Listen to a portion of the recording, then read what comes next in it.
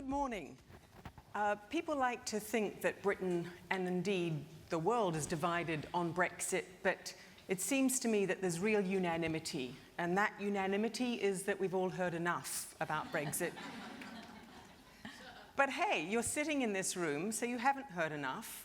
I'm sure that in this room there are some of you who have come this morning with a couple of burning questions about Brexit, and I'm going to come to you in 15 seconds to ask you what a couple of those burning questions are, so that we can really respond to what you would like to know. So can you start thinking about what that burning question is while I just briefly introduce our panelists? One of the big issues around which Brexit rests is it good or bad for the British financial sector? And who better to tell us about that than Sharon Bowles, who chaired the European Monetary Committee, who has shepherded through more than 60 pieces of legislation affecting the financial services, who's non-executive director on the London Stock Exchange. So she can certainly answer your questions on that. And then we've got Miriam Gonzalez. Another issue on Brexit is trade.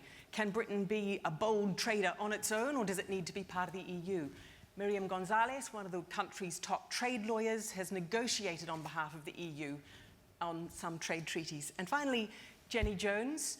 One of the issues that is felt very strongly by the Leave camp is about local democracy and whether Britons need to hold on to elements of local democracy or whether those elements will be challenged by remaining part of the EU. Jenny sits on the London Assembly. She sits for the Green Party and now sits also in the House of Lords. So a great lineup to answer your questions. But now let me come to you. Who's sitting here this morning thinking, I really hope they'll tell me X? So can I take a couple of questions? Come on, ladies, be bold. If I can actually see. They've had enough. Oh, no, you can't leave us unanimously. We've heard enough of Brexit. There's one there. Great, thank you. Yes. So regardless of how the vote turns out, how will this permanently change the British political landscape? Thank you very much. Yes, another question here.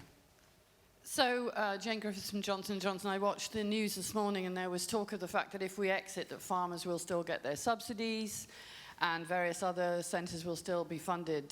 Does the panel believe that can happen or not? Mm-hmm. Excellent. One more question. Over here. I think most people in this room are familiar, at least in theory, with the impact on the financial sector. Which other sectors of the economy, from a business perspective, would you see as potentially most affected by a decision to leave? Great. Thank you very much. Well, let's go to some of these questions then. Sharon, could I start with you? What are the other sectors that you think are going to be affected? Well, I think we've just had a good presentation from Nellie Cruz about one that would be affected because the whole idea of having the sort of digital area opened up and so that the proper single market is something that would be great for British exports and we would want to be in there and helping to shape it. And I think that is one area where we would lose out. We'd lose out on the shaping and we would potentially lose out on the access if we go. Of course, some people would say that Britain doesn't get enough chance to shape it. Jenny, this would be your case. What's your main complaint about who gets to shape European legislation? The biggest problem, there are lots of problems with the EU, but the biggest problem that I see is the fact that many, many decisions are taken by a small number of people, and they are very heavily influenced by big business, by corporations. There are a lot of lobbyists at the EU, and when you look at the ratio between big business and NGOs, non-governmental organisations and charities, you see that it's 15-1. Volkswagen alone has 43 lobbyists. How can any decision be taken in the best interests of society and the environment when big business has such a big say? So why then has the European Union made some movement on issues of environment and climate change if big business is in there stopping it? A classic case for me is the whole issue of air pollution. Now, the EU has been fantastic about threatening us with huge financial penalties if we don't clean up our air. And I'm sure many of you know that there are 30,000 early deaths in Britain because of air pollution at the moment, and children's lungs are permanently damaged, smaller because of air pollution. But it's the EU that actually caused the problem in the first place. The EU actually, listening to people like Volkswagen, actually decided that they would push diesel motors, diesel engines, which of course have given us the biggest contribution to air pollution. So while the EU is good at cleaning up a mess, it actually caused the mess in the first place. So let's test that. Sharon, you've actually ushered through. I cannot believe that we are getting this kind of lines. The EU has not created pollution in Europe, right? My kids live in Putney beside a big road. The pollution that my kids are having is not because of the European Union. The issue about whether businesses are more represented close to politics than NGOs is an issue that applies worldwide. That is a general issue. We have this issue in Westminster. It's not for that issue that we are going to leave Westminster. But no, I'd like to actually come to Sharon, because Sharon, you've actually headed the legislative process in the European Parliament. Is it true that you get lobbied in the main by big businesses? I think in the European Parliament, that's where the small business and the individuals find that it's very easy to come and get influence. It's very easy to find an MEP who will put something onto the agenda. It's very easy to table an amendment. And the Parliament is the organisation that sort of reaches out into their sort of constituencies of MEPs, and we're very effective in that. And I think if you look at the balance of the amendments that are made and that go through to legislation, that's been the strength of the Parliament. But I have to say, you cannot assume that NGOs either are all perfect. I have to say, the only people I've ever actually caught lying to me have been NGOs, and they're on bonus schemes in the sense of, they get an extra bonus if exactly their words appear instead of something that is approximate. So I think you have to be very careful, and of course everything is very transparent. And the wheels of Brussels move slowly. It might be a complaint often, but there's no chance of you missing it. And this is where small businesses would have trouble in Westminster. Once Westminster starts discussing legislation, it's day after day after day, wham, bang, it's gone. And by the time it's up there and they see it, they can't influence it. That doesn't happen with the slower wheels in which the way happens in Brussels. Okay, but here is what I think many Brits are thinking about. They're thinking about, if we stay in the European Union, is it either going to get much better at making decisions, or is it going to make fewer decisions? That's the positive case is either it makes decisions better or it makes fewer decisions. How likely is that, Miriam? Well, I think that if the UK decides to take the lead, this is a club where everybody has a say. You cannot just be there and expect that others are going to reform it for you. I am all in favor. I think that the European Union is crying for reform, but proper reform. Not that Mickey Mouse renegotiation that the Prime Minister did, but the proper thing. And the biggest reform that the European Union needs is growth. We need growth in Europe. What cannot be is that we think that sitting here, everything is going to be sorted. And let me tell you, going back to the beginning of what you say, I believe that we have gone kind of almost at tipping points in this referendum. I think that this country is sleepwalking towards disaster. It will not only be disaster within this country, it will be disaster in Europe and probably in the world. This is, in my life, I have never gone through another moment where I thought this is like in the history books, that these are just happening together and we cannot stop it. And therefore, I don't know whether you have heard enough about Brexit, but I hope that what you are wondering is whether you have done enough about Brexit. Mm-hmm. So, but on the question of what kind of Europe is Britain going to be waking up, either part of or not part of, one of the strongest cases put by those arguing to leave Brexit is that Europe is heading towards this single state, the United States of Europe, and that therefore Britain loses its sovereignty. Is that likely, Sharon? No, it's not at all likely. And I've sat with the ministers of the Eurozone, at times having to referee them. And if you'd been in the room, you'd certainly know that they're not heading towards a superstate. A lot of people wave this sort of 5 presidents report around. And actually, that is less integrating than was the previous version. But if you read it carefully, you'll see that what it says is that they want to try and coordinate policy. They want to have a capital markets union in order that they do not have to mutualize, so that one country doesn't actually raise taxes that it gives to another. So everything that they do and a lot of these documents that they put forward are actually to try and explain how extremely slowly they will move towards making the euro into a proper monetary union. And every time there are more and more safeguards that are written in for those that do not have to join the euro. But at least we get to be in the room all the time, and we know that we have rights because we don't have to join. That is actually one of the things that was new in Cameron's document, although I think that it could have been left alone. But there are acknowledged that your right is not just to be outside the euro. You actually have rights and responsibilities because you're not in the euro, and for the first time ever, those are going to be respected.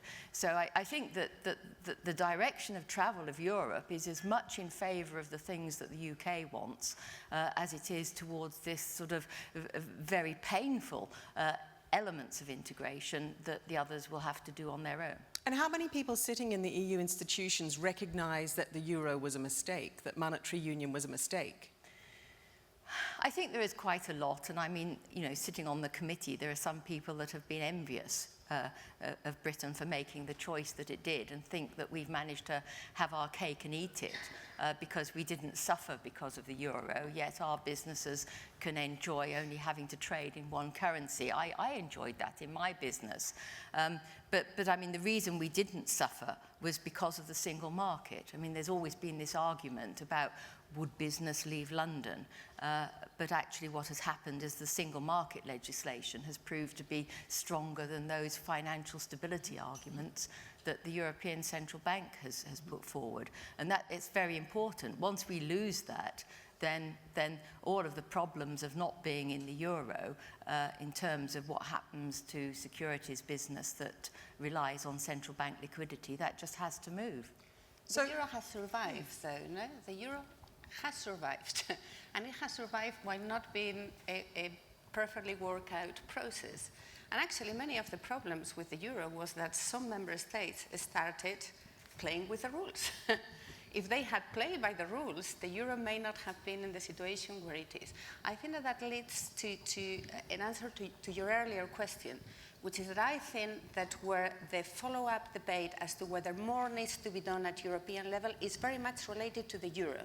It could be very much related to all the comments as to whether we need Eurobonds, whether we need more of a fiscal union, but it is absolutely clear that that would need to happen in recognition, as all the member states have now recognized, that the euro is not the only currency of the European Union, and therefore, if the UK stays there, there would be some workout arrangements so that that bit of integration can continue while the UK continue having its own currency.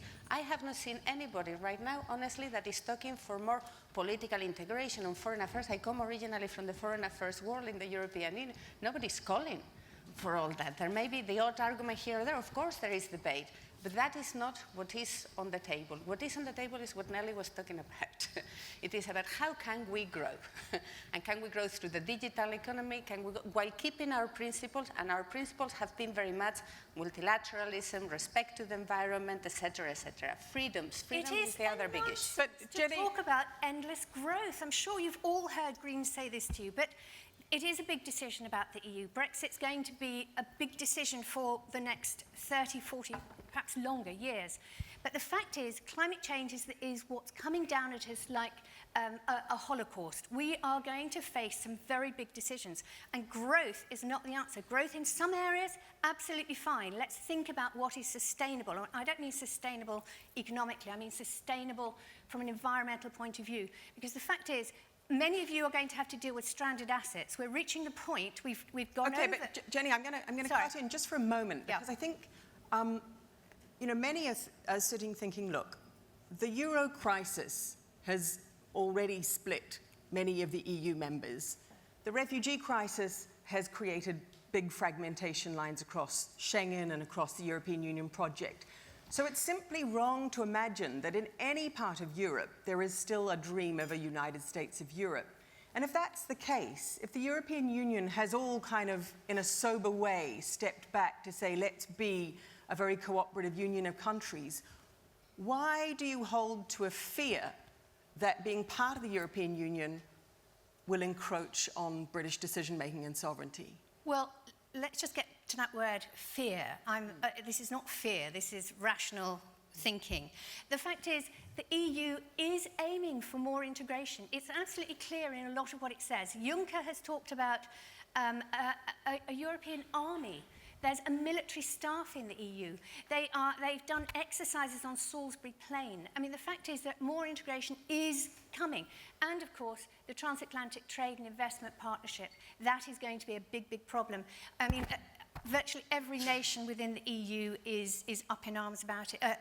The people, the ordinary people who are not politicians are up in arms about this because they see it as more control by big business over governments, not just over their lives, but over governments. Big business will have the right to sue governments. How can that be right? It just isn't. Okay, so that's your image of the Europe of the future. It is towards the superstate Europe. Miriam, what's your vision of what the European Union will look like in the future? Well, I hope that the European Union goes through a process of rethinking whether everybody can go at the same speed or whether we should start thinking about two different... I have always been in favor for quite a few years of going at two different speeds to make it workable. But I think that we are facing a massive political issue on the eastern border of the European Union.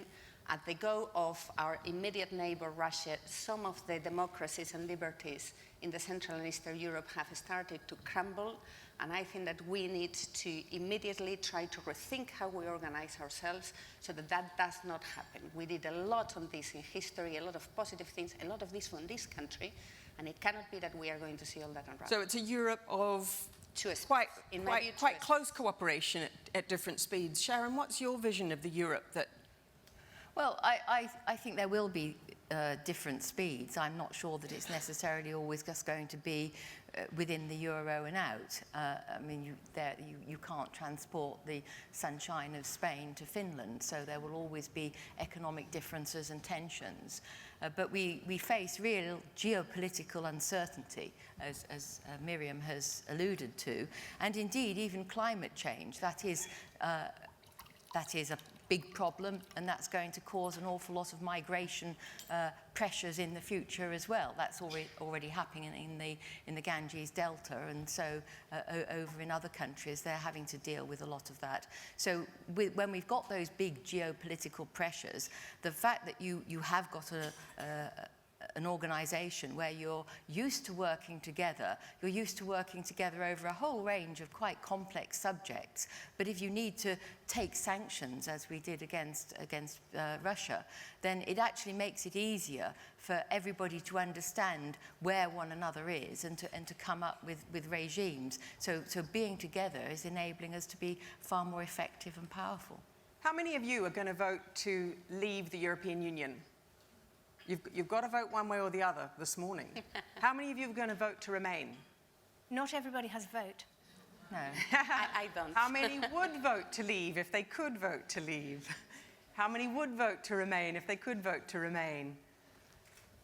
Well, thank you very much. I hope you've learned something new about Brexit this morning. How many of you no longer wish to hear any more about Brexit? I'd like you to join me in thanking our guests this morning. Jenny, who's given us a snapshot of why there is this heartfelt belief in many parts of Britain about why they want to leave the European Union. Miriam, about why, for foreign policy reasons, the European Union has to stay together and Britain has to stay in it. And Sharon, from the perspective of having put that legislation through the European Union It's a tricky, complicated process, but we need all member states to be part of that process. In her account, it gives everybody a chance to make better legislation. So can you join me in thanking our panelists for giving us that insight?